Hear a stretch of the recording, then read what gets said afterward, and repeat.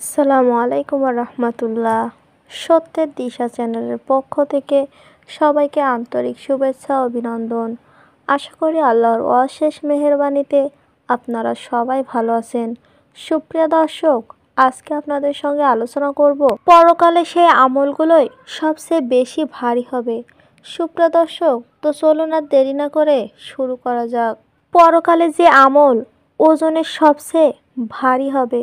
সুপ্রিয় দর্শক, তো চলুন জেনে নিই কী সে আমল, যে আমলগুলো করলে কিয়ামতের দিন মানুষের কাজের পরিমাপের জন্য মিজান তথা দাঁড়িপাল্লা স্থাপন করা হবে। কারোর ভালো কাজ ভারী হবে আর কারোর মন্দ কাজ ভারী হবে।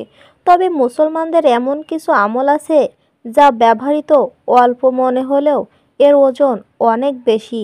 আল্লাহ তাআলা বলেন, আমি কিয়ামতের দিন ন্যায় বিচার মানদণ্ড স্থাপন করব। সুতরাং কারোর প্রতি কোনো অবিচার হবে না।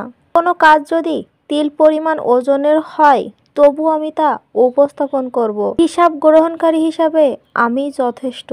সূরা আম্বিয়া আয়াত নাম্বার 47। পবিত্র কোরআনে ওজনের প্রসঙ্গে সূরা আম্বিয়া আয়াত নাম্বার 47-এর পাশাপাশি সূরা আরাফে আয়াত নাম্বার 8-9, সূরা মুমিনের 102 থেকে 103 নম্বর আয়াতে, সূরা কারিয়ায় 6 থেকে 9 নম্বর আয়াতে বলা হয়েছে কাফিরদের আমল নিষ্ফল। মূলত কাফিরদের কোনো আমল কিয়ামতের গন্তব্য হবে না। তাই কুফরির সঙ্গে তাদের আমলের ওজনের সময় কোনো কাজে দেবে না। আবু হুরায়রা রাদিয়াল্লাহু থেকে বর্ণিত, রাসূল সাল্লাল্লাহু আলাইহি ওয়াসাল্লাম ইরশাদ করেছেন, কিয়ামতের দিন কিছু মোটা লোক আসবে, আল্লাহর কাছে মশার পাখার পরিমাণও তাদের ওজন হবে না।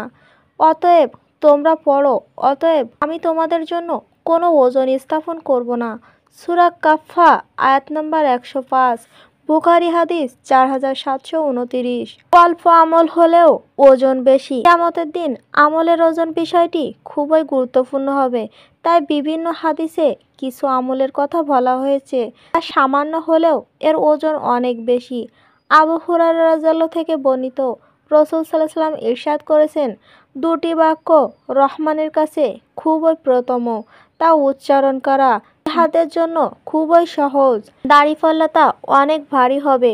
দুটি বাক্য, সুবহানাল্লাহি ওয়া বিহামদি সুবহানাল্লাহিল আযীম, অর্থাৎ আল্লাহর প্রশংসা সহ পবিত্রতা ঘোষণা করছি, মহান আল্লাহ অতীব পবিত্র।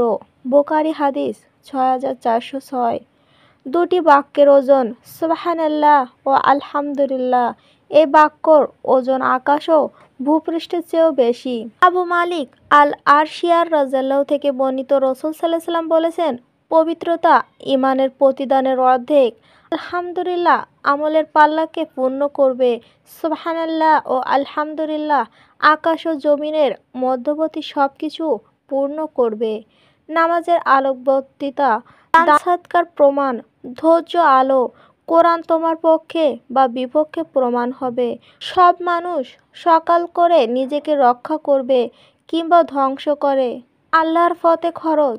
আবু হুরায়রা রাদিয়াল্লাহু থেকে বর্ণিত, রাসূল সাল্লাল্লাহু আলাইহি ওয়াসাল্লাম বলেছেন, যে ব্যক্তি সওয়াবের আশায় আল্লাহর প্রতি ঈমান এনেছে ও তার প্রতিশ্রুতিতে সত্যায়ন করেছে, তার কোনো ঘোড়া ওয়াকফ করলে তাহলে ঘোড়ার খাবার, পানি, মলমূত্র কিংবা কিয়ামতের দিন সেই ব্যক্তির আমলনামার সওয়াবের মাধ্যমে গণ্য করা হবে। বুখারী হাদিস 2853। সুপ্রিয় দর্শক, তো এই ছিল আজকে আমাদের আলোচনা।